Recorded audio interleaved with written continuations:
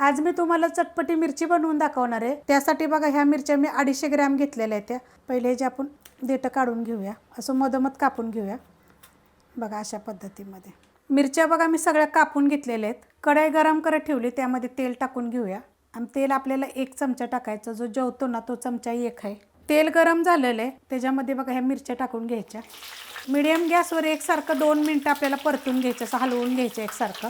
आता ह्याच्यावर काय करायचं, गॅस बारीक करायचा आणि 1-2 मिनिटं झाकण ठेवायचं। 2 मिनिटं बघा झाले, ती झाकून ठेवलं तर बारीक गॅसवर, तर अशा पद्धतीने बघा ती भाजली जाते। आता हे काय करायचं, झाकण नाही ठेवायचं, असं जरा परतून घ्यायचं हलवून हलवून। आता ह्याच्यात टाकायचं चवीनुसार मीठ। आता ह्याच्यामध्ये मी काळं मीठ थोडं टाकणार आहे, थोडीशी हळद टाकायची। हा मॅगी मसाला आहे, ह्याची रेसिपी पण मी टाकलेली आहे, अर्धा चमचा टाकलेला आहे। जिरे धने पावडर अर्धा चमचा, थोडीशी एकदम आपल्याला ह्याच्यामध्ये लाल मिरची पावडर टाकायची, अर्धा चमचा आमचूर पावडर। आता हे मिनिटभर परतून द्यायचं या मसाल्यामध्ये। 2 मिनिटं मी एकसारखं बघा परतून घेतलेलं आहे, सगळ्या बाजूने एकसारखी अशी मिरची भाजली पाहिजे आणि मसाला जो आहे ना तो सगळीकडे व्यवस्थित लागला पाहिजे।